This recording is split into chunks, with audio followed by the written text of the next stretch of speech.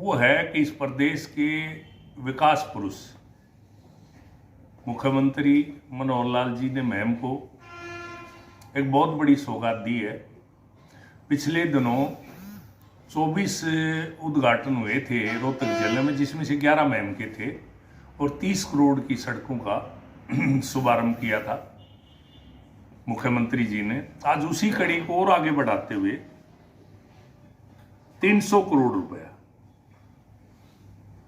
Ma'am हल्के की 42 गांव में गंगानगर तीतरी से लेके और मोखरा तक छोटे से छोटा और बड़े बड़े गांवों के लिए 300 करोड़ रुपए का प्रावधान किया, जिसमें मोखरा 30 करोड़, बड़म्बा 16 करोड़, मदीना भी लगभग 16.5 करोड़, फिर नंदाना भी 30 करोड़ के करीब काम शुरू भी हो चुके हैं। ये प्रधानमंत्री जल जीवन जो योजना थी, प्रधानमंत्री ने कहा कि भाई जल, हर नल को जल, उसके तहत मुख्यमंत्री जी ने मैम को वरीयता दी। मैम को प्राथमिकता के आधार पर 300 करोड़ रुपए का प्रावधान किया। इसके लिए मैम 24 अठगामा की योद्धाओं की तरफ से मुख्यमंत्री को कोटि कोटि प्रणाम और मुख्यमंत्री का धन्यवाद। आज हरियाणा प्रदेश में 21वीं सदी में सही और गलत पर राजनीति होनी चाहिए और चर्चा होनी चाहिए, लेकिन अफसोस इस बात का कि कुछ एक लोग भ्रम की राजनीति, ठगाठोरी की राजनीति और नटवर लाल स्टाइल में जो राजनीति करने वाले जो लोग हैं, वो सुबह से लेकर शाम तक लोगों को भ्रम में डालने का प्रयास करते रहते हैं। लेकिन भारतीय जनता पार्टी जो कहती है वो करती है, भ्रम में डालती नहीं। पिछले दिनों प्रधानमंत्री नरेंद्र भाई मोदी ने कृषि कानून बनाए और जिनको लेके तरह तरह का भ्रम पैदा किया विपक्ष ने, वो कानून सीधे सीधे 2-3 बातें हैं, उसमें कोई लंबी चौड़ी बात नहीं। मोदी जी ने किसान की फसल खरीदने के लिए जो पूंजीपति थे उनको आमंत्रित किया कि आइए मार्केट में फसल खरीदिए, फसल का स्टोर करिए, फसल को गोदामों में रखिए और फसल किसान के ऊंचे दाम में तभी तो बिकेगी जब ग्राहक होगा। आज जीरी का, क्योंकि समस्या क्या है कि जितने भी गांव हैं, जितने भी ये देश हैं हमारे मुस्लिम, यहाँ नकली बासमती जाता है। नकली बासमती गया नहीं, भाव गिरा, प्रचार कर दिया कि भाव बीजेपी ने गिरा दिया। मतलब ये कितने भ्रम में डालने वाले, झूठ बोलने वाले लोग हैं जो झूठ की राजनीति करते हैं और वो आज भी करने की प्रयास करते हैं, लेकिन लोग समझ चुके हैं। एक बार भूपेंद्र हुड्डा जी के राज में जीरी 2700 बिकी, अगले साल 800 बिकी। पहले साल नारा लगा कि भूपेंद्र तेरे राज में जीरी गई जहाज में, अगले साल नारा लगा कि भूपेंद्र तेरे राज में जीरी गई ब्याज में। अगर ये प्रदेश की सरकार के नियंत्रण में या भारत की सरकार के नियंत्रण में भाव होता तो एकदम 1/3 दाम क्यों रह गए, 2/3 दाम क्यों गिरे? इसलिए उन चीजों के बुला के केवल उसी चीज को बार बार चर्चा करके लोगों को बहकाते रहते हैं। तो आज जो है भारतीय जनता पार्टी ने, नरेंद्र भाई मोदी ने किसान की आमदनी दुगनी करने का जो लक्ष्य लिया 2022 में, उसको लेके मुख्यमंत्री जी ने पहले ही कहा था, डंडोरा पीटा था, 7,000 रुपये एकड़ दूंगा, धान मत बो, क्योंकि उनको पता था कि आगे जो है मुस्लिम देशों में मांग आने वाली नहीं है, इसको ज़्यादा मत बो, दूसरी फसल बो। बाजरा 2100 रुपये बिका। कभी बाजरा पंजाब में, राजस्थान में किसी ने खरीदा? नहीं खरीदा। हरियाणा में केवल खरीदा। कपास देखो, मैं कभी कपास आपने सुनी थी कि सरकार खरीदती हो? पलवल तक की कपास में आ रही है।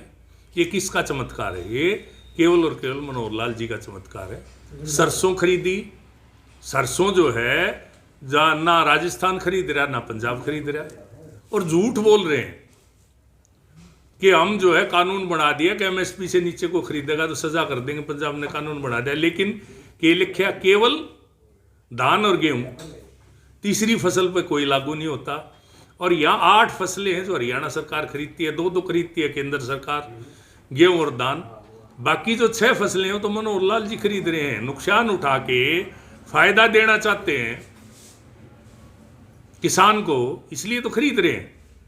अगर किसान का भाव बढ़ाने के लिए मनोहर लाल जी ये सारी फसलें खरीद रहे हैं, तो फिर भी जो विपक्ष है मुख्यमंत्री मनोहर लाल जी को किसान विरोधी चेहरा प्रचारित करने का प्रयास कर रहे हैं। तो इसलिए दीनबंधु सर छोटू राम ने कहा था, भोले किसान तू मेरी दो बात मान ले, बोलना ले सीख और दुश्मन पहचान ले। आज मैं बार बार अपील करता हूँ हरियाणा प्रदेश के किसान से और महम 24 गांव के योद्धाओं से कि पहचानिए आपका दोस्त कौन है, आपका दुश्मन कौन है। आपका दोस्त वो है जो आपके राज में साझा होने के बाद आपको फायदा पहुंचाए, वो है आपका दोस्त। और जो राज में आके आपको फायदा ना पहुंचाए, झूठ बोले और बहकाए, वो आपका दुश्मन है। इसलिए आज इसको पहचानने की जरूरत है। और आज कोटि कोटि धन्यवाद मनोहर लाल जी का, जो 300 करोड़ रुपए की वाटर वर्क्सों को लेके, पानी के लेके महम हल्के को जो सौगात दी। पूर्व मुख्यमंत्री भूपेंद्र सिंह हुड्डा बड़ौदा चुनाव में बार बार कहते रहे कि ये चुनाव अगले 2024 की दिशा और दशा तय करेगा, इसके बारे में। तो दिशा और दशा तो तय कर दी ना बड़ौदा ने। बड़ौदा में हम हार के भी जीते। हमारी पहले 8,000 वोट थी 14 में, 19 में हमारी 37,000 वोट आई, आज 50,000 को पार कर गए। ये दिशा तय कर दी ना। कांग्रेस तो इस तरह से प्रचारित कर रही थी, हमारे तो पर्ची जो है 5,000 आनी चाहिए थी। जिस तरह से उनका प्रचार था, जिस तरह से वो भ्रम की स्थिति पैदा कर रहे थे कृषि कानूनों को लेके, फिर हमें ये 50,000 वोट किसने दी? किसान ने दी, मजदूर ने दी। और बड़ौदा में तो किसान और मजदूर के अलावा तीसरा कोई मतदाता नहीं है।